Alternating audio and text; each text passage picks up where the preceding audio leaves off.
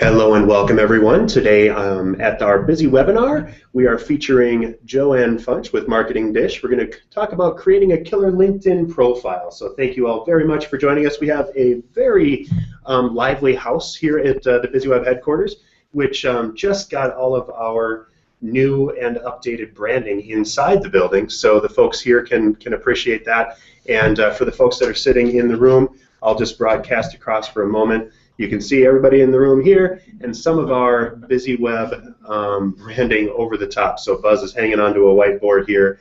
We've got bees flying all over the building now.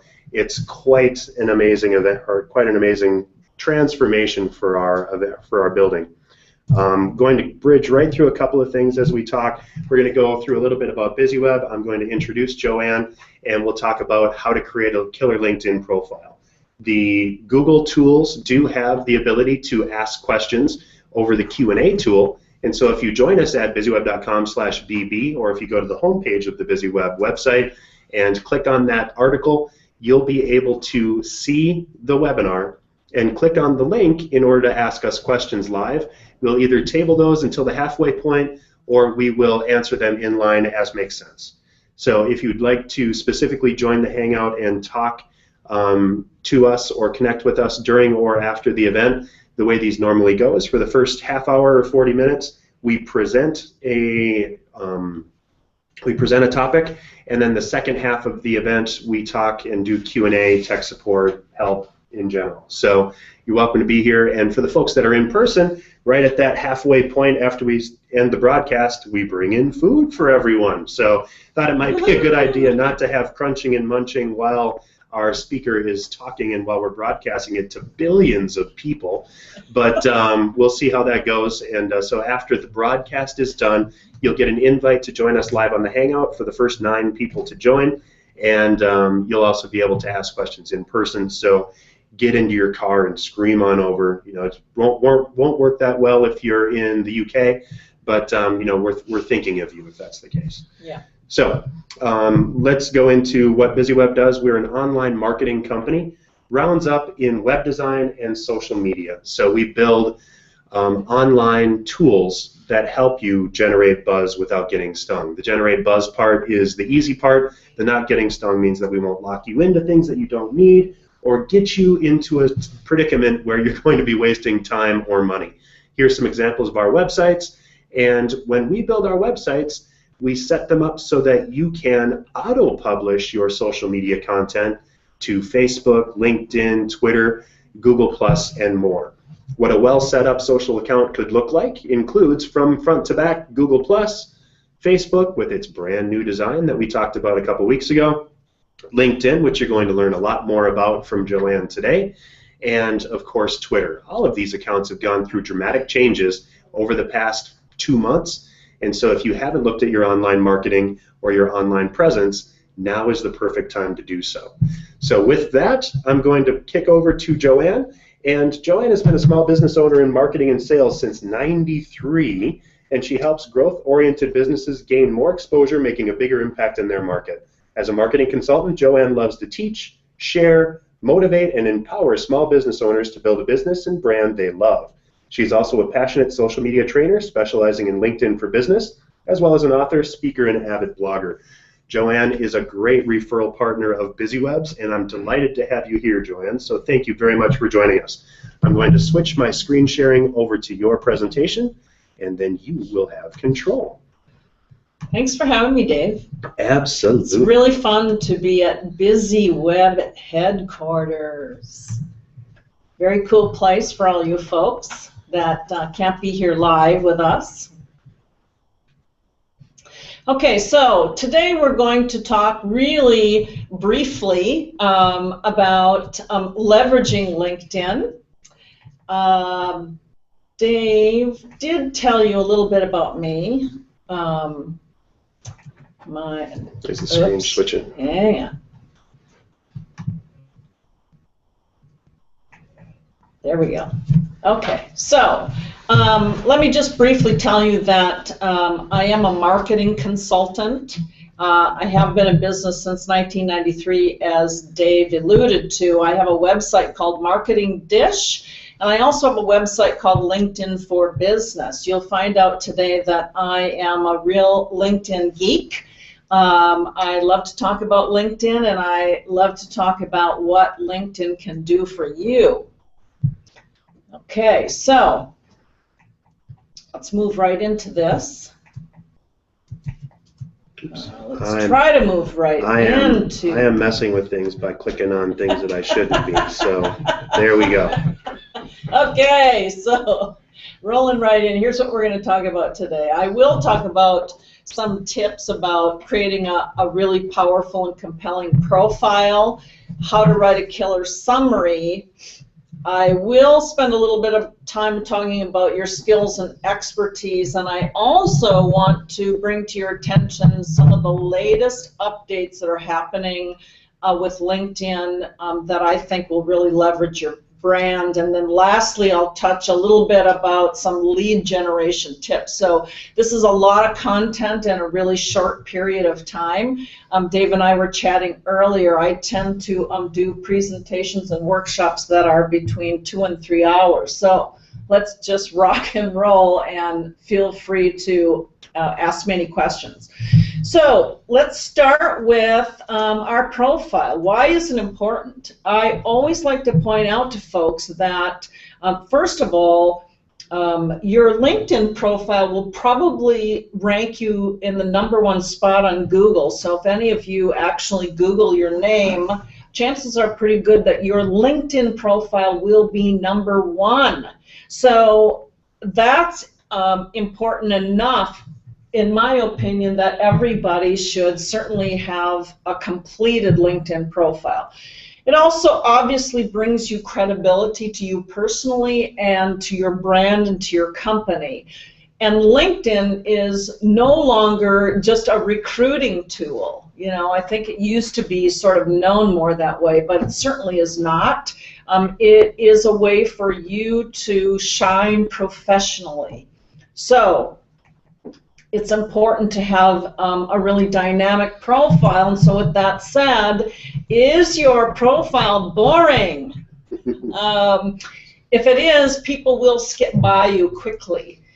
We all have a lot of demands on our time, and with social media, you know, you need to be able to stop people in their tracks to want to learn more about you. So with that said, I'm going to give you a couple of tips.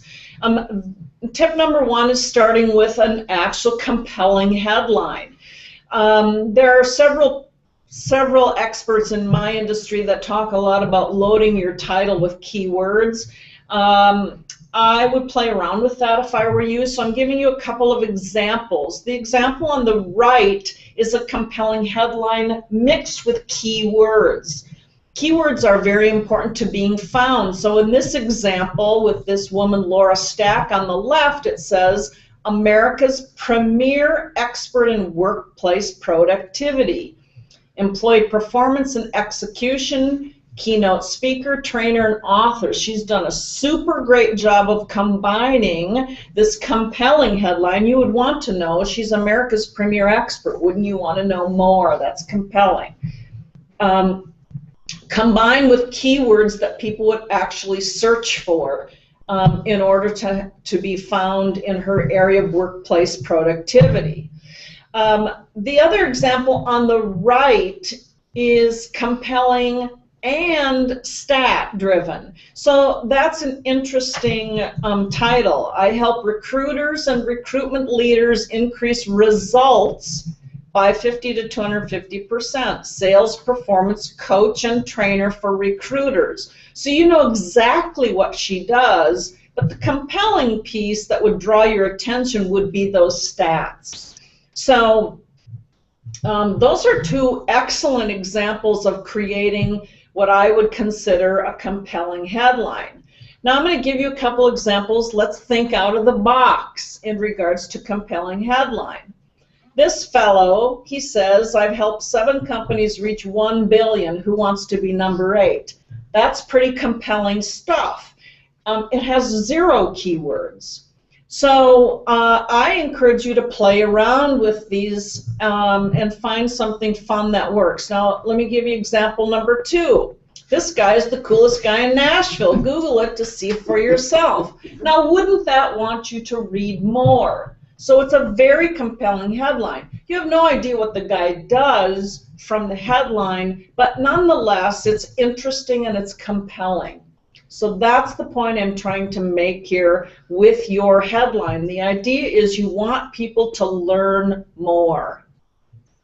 It's no different than a website, right, Dave? Absolutely. I mean, you need to catch people's attention to want to learn more about you.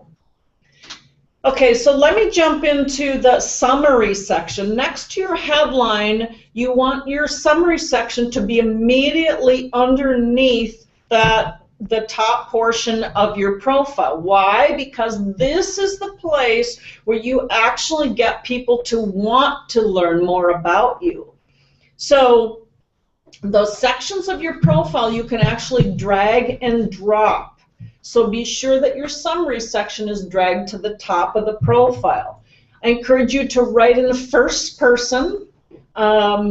We just want to be more personal these days, and specifically talk about what you do and who you help. You want people to know exactly what that is. And at the bottom of the summary section now is where we put our specialties. Those are your key words. And then you always want some call to action. What is it that you want people to do? Do you want them to visit your website? Do you want them to call you? What is it that you want people to do next? And then you also want to add a link to media, which I will show you a little bit more of coming up. But my point is here, don't make people jump through hoops to figure out what you do, or they will leave. That's no different than a website, right, Dave? Absolutely. If people don't know what it is you do, they just will click off. And so think in terms of, how do I want to be perceived and how do I want to be known? Very important, and you can really articulate this in your summary section. I always like to say that you absolutely need to know what your keywords are, and my tip is it's always about the people you're trying to attract. It's not about you, it's about them. So think in terms of when you're writing your keywords and you're actually writing out your summary section, speak in the way that if people wanted to do business with you, that it would make sense to them. I would encourage you to leverage those keywords in these 6 main areas of your profile. I already talked about the headline. So if you can combine a compelling statement with your keywords, that is optimal. The title field, so title fields being your header for each of your experience sections. Those sections should include your main keywords. The reason I'm suggesting these 6 main areas, well, let me move on. The specialty section, which I mentioned to you, is at the bottom of your summary section. Also, your interests. I would put your keywords in your interests rather than your personal interests.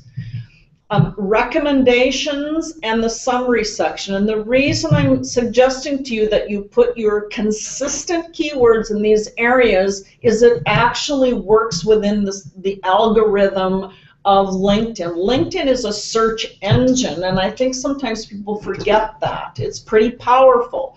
So, for example, I want to be known with a keyword marketing consultant. I have many keywords that work for me in search, but I put them consistently in these 6 areas. In the online world, sometimes this is known as keyword loading, but there's a reason you want to do that. You will you will show up in search. It's no different than putting your search engine optimization in a website, for example. It's the same idea. So be sure that your keywords are consistent in these 6 areas. And I mentioned briefly before, one of the upgrades that LinkedIn did the past year was adding images. LinkedIn has done a really great job this last year of keeping up with the Facebook, Instagram, Twitter as far as being image driven. And social media has become image driven, and you need to really be aware of that. People will pay more attention to your profile if you have images on it. So whatever you have to do to create an image that illustrates what you do and who you help will be very critical to people staying on your profile. The image above just illustrates SlideShare. If you're not familiar with SlideShare, it's actually a site where you can upload. For example, I could upload this PowerPoint presentation to SlideShare. I could then host it right on my LinkedIn profile. And sometimes I do that for strategic reasons. I will say to people, if you want my presentation, you can get it on my LinkedIn profile. And I do that intentionally to drive people there. You also want to make sure that you're adding images. So the image on the right is an image of me training. Why do I do that? I do it intentionally because I do a lot of training and I want people to hire me to do training. So think in terms of what images will best illustrate what it is that you do. And also, you'll know on LinkedIn under each section, so if you have multiple experiences, let's say, you can add images under all of those sections, and I would encourage you to do that. Again, the summary section, I want to illustrate a couple of things about what you're seeing on the screen now. Again, it gives you a chance to say who you help, and I also like to think of it as a vetting process. The more clear that you are about the type of client you serve, if they come to your profile and they are not your ideal client, then they will move on, and that's better for you and for them. Also, I want you to notice there's a lot of white space in that example that you see above, and I do that intentionally because if you single space more than a line or two, people will, their eyes just tend to move on. They won't read all the text. So it's very important that visually your summary section is really easy to view. Also, you'll notice that I have bullet points. In this example up here, there are little arrow images. You can get those off the internet easily. I do that intentionally to draw the eye to certain areas that I want people to pay attention to. So again, I can't highlight enough how important the summary section is to people learning more about you and the willingness for them to want to actually connect with you and invite you to their network, and vice versa. This is a new feature. Right now it's only rolled out to premium users, but this is a pretty cool feature that LinkedIn has. What you're seeing on the screen now, if you're in the edit mode, and this illustration is in the edit mode in the summary section, LinkedIn has a prompt on that box on the right. It says, optimize your profile to get found. It's working the algorithm of people in my industry, in this example, and it's giving me search terms that people similar to me are being found under. Now, I really encourage you to pay attention when LinkedIn is giving you ideas to improve your profile, because they're giving them to you based on the algorithms of what you already have in your profile, the people you're connected with, and your industry. LinkedIn is pretty smart that way. So if the suggestions on the right are things that make sense to you, obviously, I would encourage you to add them to your profile, because what LinkedIn is telling you here is other people are getting found by these search terms. Maybe you want to do it too. This is a very cool feature. Okay, let me move on to the skills and expertise section, which I think is almost one of the most misused sections of the LinkedIn profile. The skills and expertise section is where you can list up to 50 skills, which should be your keywords, and it should be words following your keywords that would best illustrate what it is that you're skilled in, okay? Anytime you start typing it in and it auto-populates in LinkedIn, that means they're tracking those keywords. And anytime LinkedIn is tracking a keyword, that's good for you, because it helps you show up in search. So obviously this is what the skills and expertise section looks like. So you want to make sure that the top 10 that show up with the pictures are the top 10 keywords and skills that you want to be known for. If your top 10 are not up in that first section, I would actually delete them. People go, oh, I got 99 people who have endorsed me. But if it's not what you want to be known for, you're wasting valuable real estate, okay? So consider that. Also, I want to point out that the pictures on the right, you can actually edit that entire section. So personally, I do not care to be endorsed by people that don't really know what skills I have. And people on LinkedIn who are not very savvy users do that all the time. They think they're helping me. But from my personal point of view, you're not helping me by endorsing me for something you know nothing about. So I edit those pictures that you see there. When you're in the edit mode, there's a section that actually lets you uncheck next to the people's pictures if you don't want them to show up. So this is about reputation management. It's very important that you monitor your own reputation. The other thing I want to point out in this illustration, and why I left it up here, is you will notice on line 3 on blogging and line the SEO, there are no pictures in a couple of places, and we call those eggheads. Mm-hmm. And those are people who don't bother to put a picture up. Now, I left it in this illustration on purpose because I would remove those from your profile. You don't want to be endorsed by someone who hasn't even bothered to take the time to put a photo or complete their profile. And I could bet you, if I clicked on those people have very incomplete profiles. Now, do I want somebody saying, hey, JoAnne, you did a great job, and I look at your profile and it's terrible? I don't want, again, it's reputation management. So, again, this whole section is editable from your point of view. Make it work for you. That's my point I'm really trying to make here.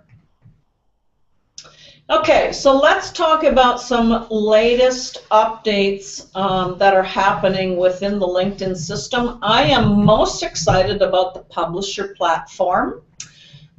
This was released back in the end of March, where now you have the ability to be an influencer with long-form content. And what that means basically is that you can blog on the LinkedIn platform just like previous to this.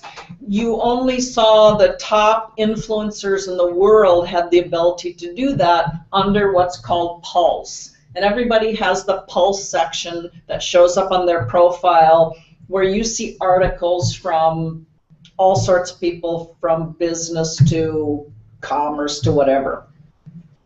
But now LinkedIn announced this publishing platform, as I mentioned. I think it's a great opportunity for you to brand yourself and expand your credibility.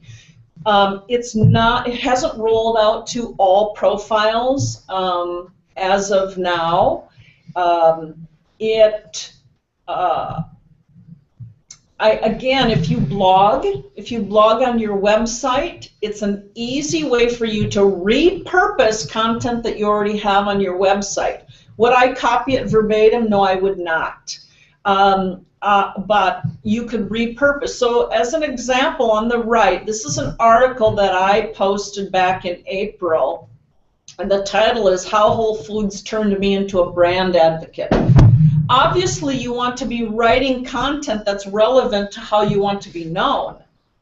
Now, I have this post on my website with a different title, okay? This article did really well for me. It really gave me exposure on LinkedIn. As of this screenshot, which was back in April, it had 2,343 people that looked at this one article. There were 169 people who gave it the thumbs up, and I had 17 comments, which is phenomenal.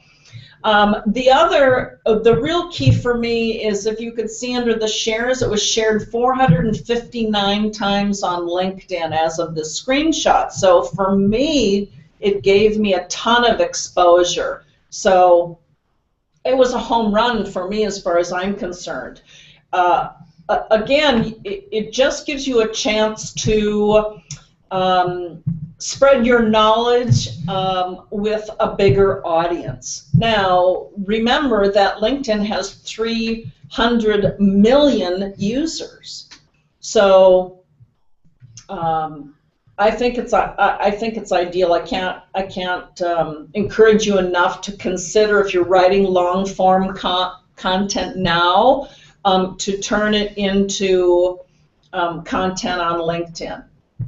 I also want to give you a tip how this can work better for you in search. At the bottom of my post, I created an author's bio box. Now, it doesn't tell you to do this. I just did it myself. So I created that text that said about the author. I wrote a very short 2 paragraphs about who I am. You'll notice I did 3 things in this bio box. The first one is my name next to the red arrow. I actually hyperlinked it back to my Google Plus account.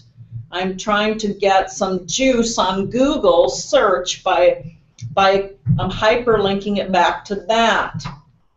Also, you'll notice it's hyperlinked the word small business owner, which I have hyperlinked back to my marketingdish.com website. And then lastly, you'll notice I hyperlinked LinkedIn for Business. I have a website called LinkedIn for Business. So I'm making this work for me, for people, for all of those 2,000 some people who actually viewed this article. I want them to learn more about me. So again, this is something that you absolutely, if you decide to do this, you want to add something about yourself as a footer to the article. So I've only published a few articles so far, but I put this same footer on the bottom of every single one of my articles. This is kind of a fact that the number of views on your long form posts is dependent on the quality and relevance of your content. And I'm sure Dave would agree with this if he were talking with you about blogging and the content on your website. This is no different. So you want to be sure that if you are actually writing long form content, that it is congruent with your brand and your business. Very important. If you don't have the publisher option, LinkedIn does have a link here. I haven't checked it lately to see if it's still active, but I think it is, where you actually can request to receive it early. I did it right away and I got accepted right away, but they do ask you when you go to this link also what you're publishing now. So if you are a blogger, you would put a link, for instance, to your blog so they can see that you're actually writing content. If you aren't writing any content, I think that it will roll out to everybody. I think everyone will receive it, but who knows when? Could be a month, 3, I don't know. And JoAnne, we are getting a few questions in. I know right from the beginning, Steve mentioned in the first profile that we went through, the lady mentioned that she executes a number of things, including employees, so he wanted to know why they execute employees. But also, Jeannie mentioned great tips on editing endorsements and skills sections, and that she hopes more individuals optimize the LinkedIn page and hire JoAnne to do so. So thank you, Jeannie. Thank you, Jeannie. And Steve specifically wants to know how to put that footer in to the pages on Publisher, and I think that's really relevant. I was going to ask you that too. Yeah. So Steve, it's really simple. The editor on Publisher is just like a WordPress editor. So there isn't a special section for the footer. I just space down 3 or 4 spaces, and then I just paste it in at the bottom of my post after I've allowed some spaces on the bottom. Right, and that's it, the LinkedIn Publisher. It is its own WYSIWYG tool, so you'll Correct. type right into LinkedIn on that Publisher. Correct. Okay, and then link back to your own site. So hopefully that helps, Steve. Yeah. Awesome. Yeah. Thank you. Just mark that as done on the Q&A tool. As a reminder for everyone else that's watching, we have a bunch of viewers, so if you want to add more questions, be sure to log into Google by going to google.com/+BizzyWeb, clicking on the link on the Q&A, and go ahead and ask those questions of JoAnne. And we're going to keep going because I know we have more content in here. So thank you, JoAnne. You're welcome. So this is pretty exciting. This just happened last week on LinkedIn. They now have the banner image that you can add to your profile. Just again, they just released this last week. Now, it's only available on premium accounts at this time, which means paid accounts. I think it's a great opportunity for you to further brand yourself and your business. So I'm all for it. I think it's a great move on LinkedIn's part. If you have a premium account, you will have access to this immediately. You'll notice to the right of my name, on the far right, it says premium. So if you do have premium on your account, you do have access to this. It is my understanding that LinkedIn will roll this out to everybody. Again, hard to say when that might happen. There are some real advantages right now to having premium status, because in search, now it does highlight any account that is a premium account. So it's highlighted. So right now, LinkedIn is giving some spiffs, so to speak, to anybody who has a premium account. So you will come up higher in search. You will be bolded. I think there are a lot of advantages to having a paid account, quite frankly. Mm-hmm. I'm not suggesting that one needs the most expensive account. I don't think you do. But it gets you things like this. It gets you things quicker than other people will get them. So I think it's really cool. Yeah, and Steve had also mentioned if you think the paid account is worth it, and I'll layer one thing on top of that, because I know that there are different levels.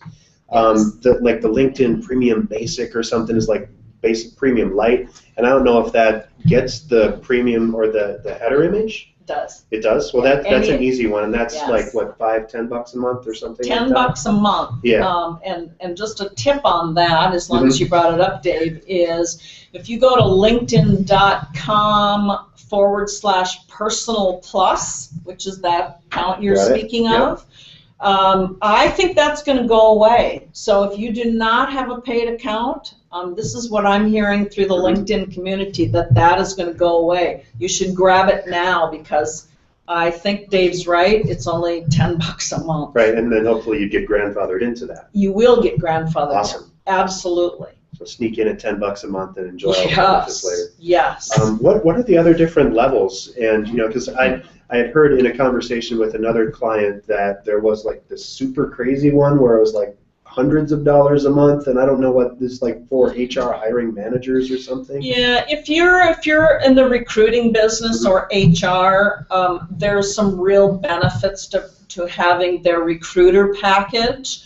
I'm not even going to get into all that right now, but if you're not a recruiter and if you're not in HR and that isn't your business, I would skip that. But you would want to click on the differences are for sales. So you will the more expensive accounts just give you more data, number one, and number two, gives you more ability to find layers of people that you might not have the ability to do now.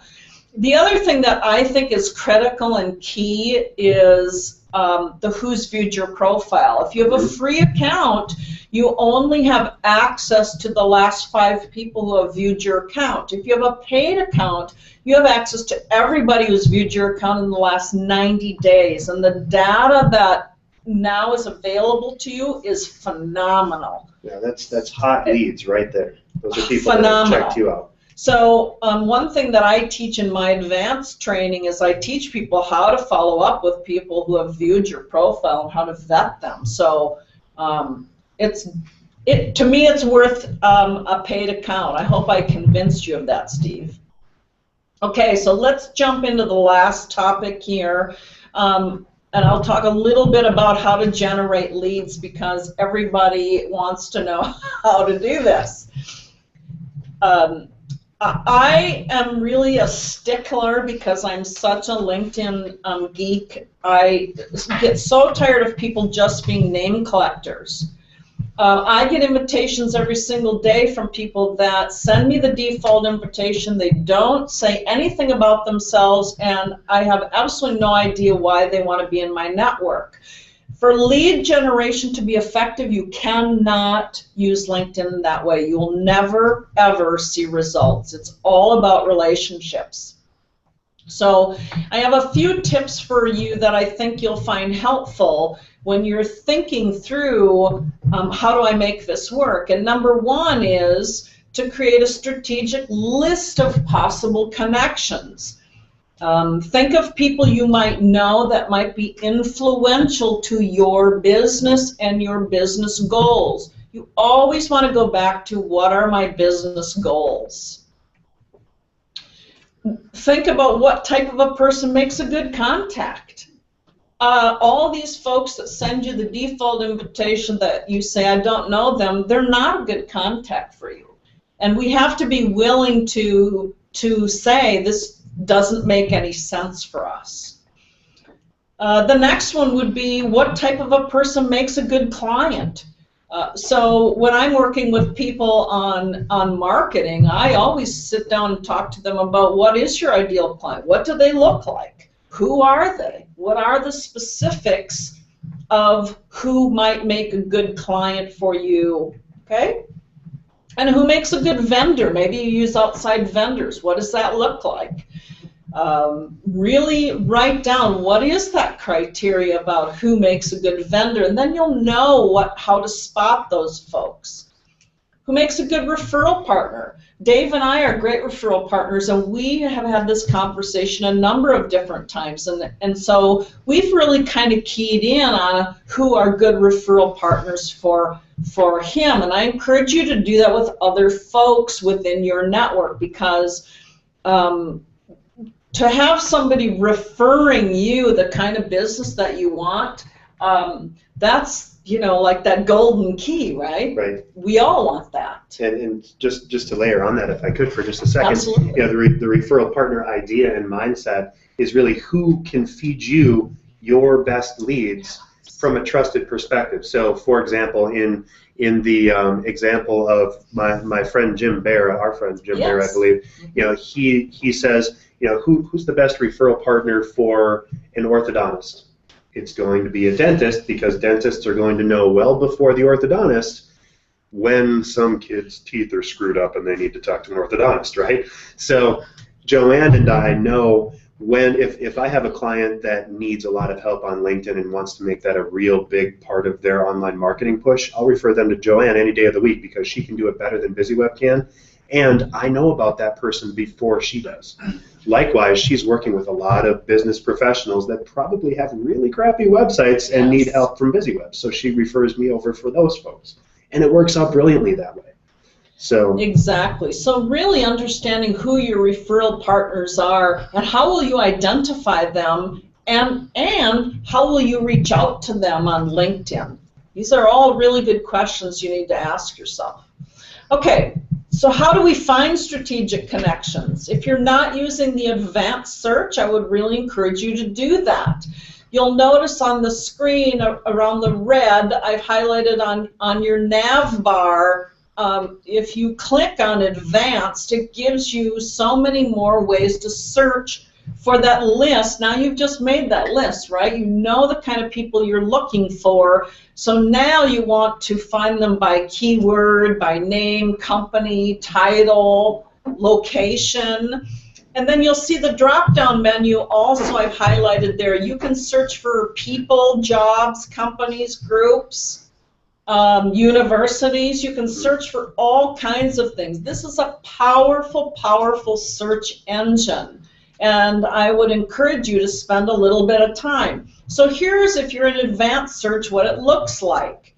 You'll notice on the top it has first, second degree connections and group members. So your result that you will put into your boxes on the left, for example, will give you results with the folks that are first, second degree connections and group members.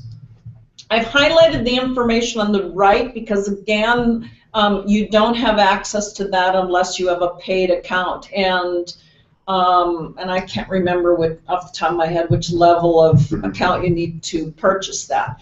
But my point is, there's so much information that you can garner by using search and really honing in on what the type of folks that you're really looking to connect with. I really believe that the juice is really in the second degree connections. And so the example that I'm illustrating on this screen is sort of interesting. So whatever the search terms that were put in there, the result on the top was 898,607 people with the search term I put in there that are second degree connections. Now, if you notice what I've highlighted on the left, 171,998 of those are in the Minneapolis area. Those are people that I am not connected to as a first degree connection. That's a whole lot of folks that I could be reaching out to. So again, think in terms of maybe people that are good referral partners for you or vendors for you. Look at who they're connected to, because this is where you're really going to leverage your network, and you are absolutely going to start creating a more profitable venture on your time on LinkedIn. And study those connections. Look at their title. Are they a decision maker? Oftentimes people say, well, I don't know how to get to them. Well, do you share a group? Who are your mutual connections? Oftentimes you can open a door in a conversation through mutual connections. Do you share interests? Oftentimes I'll tell you the sleeper is under volunteer and causes. If you're trying to reach out to somebody and there's somebody influential and you don't know how to open the door, scroll down to volunteers and causes, and all of a sudden you might discover that you share a passion for a particular cause. That always opens the door for a conversation. I you know, I'm very intentional about LinkedIn. It really is a way that I've built my business. So I put folks out on a spreadsheet. I'm really good about follow-up with people. So if you want to make this work for you, really all of these steps are things that you do need to really consider. Number one mistake on LinkedIn is sending this default invitation.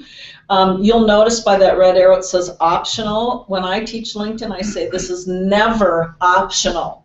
You never want to send this default invitation. You always want to personalize it based on whatever your intention is. Here's just a simple example of what I mean by creating a custom type of invitation. It's 2 sentences. It takes you no time, but it's very clear why, if I received this from you, I would know exactly why you're connecting with me. Also, you know, it's a way to open the door to conversation. If you send me the default invitation, I go, now what? I'm busy. I don't have time to follow up with you because I don't know what you want. So really think in terms of that, and I share this with you because now you'll pay attention, right? So next time people are inviting you and you get the default invitation, you're going to go, oh yeah, JoAnne told us that. What does this person want? I don't know. So be intentional. Also, I don't know if you realize that LinkedIn has a CRM tool that nobody is using, which is crazy to me. This is another great upgrade that LinkedIn did about a year ago, where you can actually make a note of a conversation. You can put how you met the person. You can tag them into folders. I'll tell you, this is my lifesaver. I absolutely use it all the time. It makes me a much more effective communicator when I can actually follow back up with somebody, and I can specifically relate to the date and time we last spoke. I guarantee you that I stand out from the crowd because I'm really good about my follow-up. And lastly, I want to talk about thinking in terms of building relationships. And in this social world we live in, we talk about social selling. The days, I think, of real cold calling, kind of hit you over the head sales is gone. We live in an area where we're talking about social selling with people, and all that really means to you is that it's a way for you to build relationships with prospects who might either be your ideal client, referral partner, vendor, all those folks. So I want you to think in terms of this is social selling. How do you get the conversation going? That's part of the social selling process, is building rapport with people. So I just mentioned to you, how do I build rapport? Well, I can look to see what we have in common, look at the people we have in common, look at our industries, look at our causes. All of those things you have at your fingertips if the person has completed a really good LinkedIn profile. I always send everybody a thank you. I'm really big about that. I actually use snail mail, and I mail people thank yous. And if you've invited me to your network in a way that's meaningful to me, I always send out a thank you. I always use the person's name. I guarantee you that people pay more attention to what I have to say than if you sent that default and then you never follow up again. So these are simple things that I would encourage you to get in the habit of doing, and you will find that you will get returns from LinkedIn. So the last thing I really want to say is, how do you know it's working? If you can't measure your results, you don't know if it's working, right? So here's a couple of ways that I think you can measure LinkedIn, and that's I track every month how many new connections I've made. That's a measure of, is it working? Am I actually getting more referrals? You can track that. These are real trackable and measurable stats. And do I have more quality vendors? And can I attribute some business that I've gotten directly back to a connection that I've made on LinkedIn? I would encourage you to keep track of these, even if it's on an Excel spreadsheet. It's simple enough. We all can measure whether or not your efforts are working, and I think it's really important, because so often to me people throw up their hands with overwhelm and say it doesn't work. You probably hear that a lot, Dave, with just social media in general. It doesn't work. Well, how do you know it doesn't work? You can measure. There's very expensive tools you can buy to measure it, or you can do things as simple as this with an Excel spreadsheet, right? Make sense? Absolutely. Yeah. I know we're at 10 minutes till, and I want to make sure that everybody in person here is given a chance to get their chow. So if we have any last-minute questions, I know that Jeannie Hill did follow up with, saying following up with leads on LinkedIn is the key fruit of being on LinkedIn. Too many miss this experience, and JoAnne offers key advice on how to turn connections into vital business relationships. It all comes back for me to the same thing. You really need to do LinkedIn if you're going to get anything out of LinkedIn. So don't think that you've taken, everybody on this call and in person here has taken a great step at doing something by educating themselves on this, but now it's up to you. You actually have to go onto LinkedIn and do it. And so build that up. And I'd love to bridge in, JoAnne has right on your slide here, what's the one action you're going to take today? One of the big things that you should take today is to consider doing the next option of this event. And JoAnne, I know that you've got a special offer specifically for BizzyWeb clients. And so if you'd like to take more time and go into a LinkedIn workshop for Optimize Your Efforts for More Effective Lead Generation, so this is a masterclass. It's not for beginners. This is for people that have taken that next step to figure out how LinkedIn works and aren't afraid of making those connections. Right. No eggheads allowed. If you filled out your profile and if you've actually used LinkedIn, this is the place to be. It's only $97, and that's the BizzyWeb offer price. It is. And normally, what's the price on that? $147. So we're knocking almost 50% off for that. So thank you very much, JoAnne, You're for welcome. doing that. Thanks for having me. It's going to be so cool. Want to skip ahead so that we can get to lunch and to other questions for folks. Yes. But in general, I'm not even going to skip over to my slides. Be sure that you check out next week. We're going to talk about Pinterest for business. So this is the visual side of business. And then coming up after that, we have email marketing, followed by, and this isn't in any order yet because we're still working on our calendar, text marketing, SEO, signage and branding, Instagram and Vine, legal issues. Erin's going to be on here. She doesn't even know that yet, but I'm going to have her back. Blogging basics, referrals and leads, and just how to grow your business. So every Wednesday at noon, stop on by for Buzz Builders. We'll serve you lunch if you're here. If you're not, we're going to make yummy sounds so that we try to get you here. And it's just this is our time and our place to help you grow your business in the vein of helping you generate more buzz.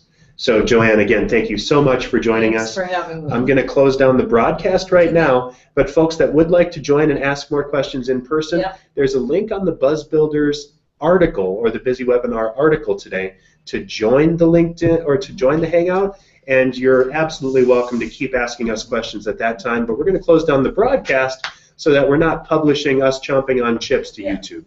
So thank you all very much, and remember at BizzyWeb, as with LinkedIn and JoAnne's Marketing Dish Company, we help you generate buzz without getting stung. Have a fantastic week, and we'll see you next time for Pinterest.